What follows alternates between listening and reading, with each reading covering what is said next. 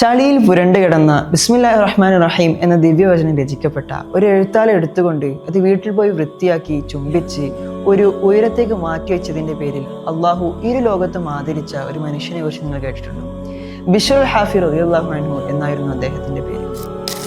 ഖലീഫ ഉമർ റളിയല്ലാഹു അൻഹു ഒരു ആയത്തിൻ്റെ അമാനുഷികതയിൽ ഇസ്ലാമിലേക്ക് കടന്നു വന്ന കഥ നമ്മളിൽ പലരും ചെറുപ്പം മുതലേ കേട്ടുവന്നതാണ്.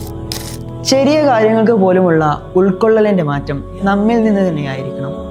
എങ്കിൽ ഈ ഭൂലോകം മുഴുവനും നമ്മോടൊപ്പം മാറിയിരിക്കും. മുസ്ലിം ഉമ്മത്തിന് അള്ളാഹു സുബ്ഹാനഹു വ തആല നൽകിയ വലിയൊരു സമ്മാനമല്ലേ റമദാൻ? അടിമയ്ക്ക് ഉടമയോട് എടുക്കാനുള്ള ഒരു മഹാ അവസരം. അള്ളാഹു സുബ്ഹാനഹു വ തആല ഖുർആനിൽ പറയുന്നുണ്ട്, അലം യഅ്നി ലില്ലദീന ആമനൂ അൻ തഖ്ശഅ ഖുലൂബുഹും ലിദിക്രില്ലാഹ്. നാഥന്റെ വിളിയാളങ്ങൾക്ക് കാതോർക്കാൻ ഇനിയും നമുക്ക് സമയമായില്ലെങ്കിൽ ഇനി എന്നാണ് നമുക്ക് അവസരം ലഭിക്കുക?